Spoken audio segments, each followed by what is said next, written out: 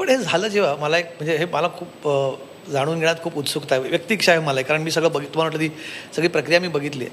मग तुम्ही जेव्हा भेटलात इतक्या वर्षांनंतर तुमचे काका आहेत राज ठाकरे.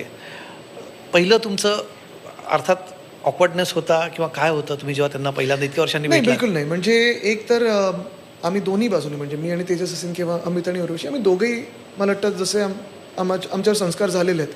कधीही कुठच्याही कार्यक्रमात आधी जेव्हा भेटायचो, तेव्हा आम्ही एकमेकांना जाऊन म्हणजे हाय, हॅलो, कसं आहेत, काय वगैरे ते बोलायचोच. तर त्याच्यात काही ऑकवर्डनेस नव्हता. पण मला वाटतं एक परिवार म्हणून एक आणि एक राजकीय पक्ष म्हणून तर आज दोन्ही एकत्र येतोय आणि तुम्हाला खरं सांगू का, तर फक्त आम्ही 2 परिवार म्हणून नाही, तर महाराष्ट्रातल्या प्रत्येक व्यक्तीची जी भावना आहे, ती दिसायला लागली. म्हणजे ज्या दिवशी तो डोममध्ये पण कार्यक्रम होता, जी, जी. त्रिभाषा सूत्रीच्या विरोधात, की तिसरी भाषा आमच्यावर लादू नका.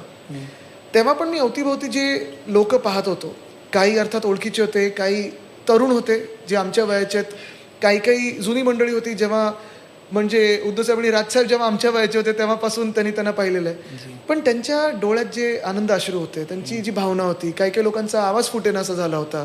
त्यानंतर जी लोकं मला भेटलेली आहेत, आता परवा पण मी पुण्यात होतो, तिथे जी लोकं भेटली, मध्ये जे दौरे झाले, तिथे जे लोकं भेटली, त्यांच्यामध्ये एकच भावना होती, की तुम्ही महाराष्ट्रासाठी एकत्र आलं पाहिजे.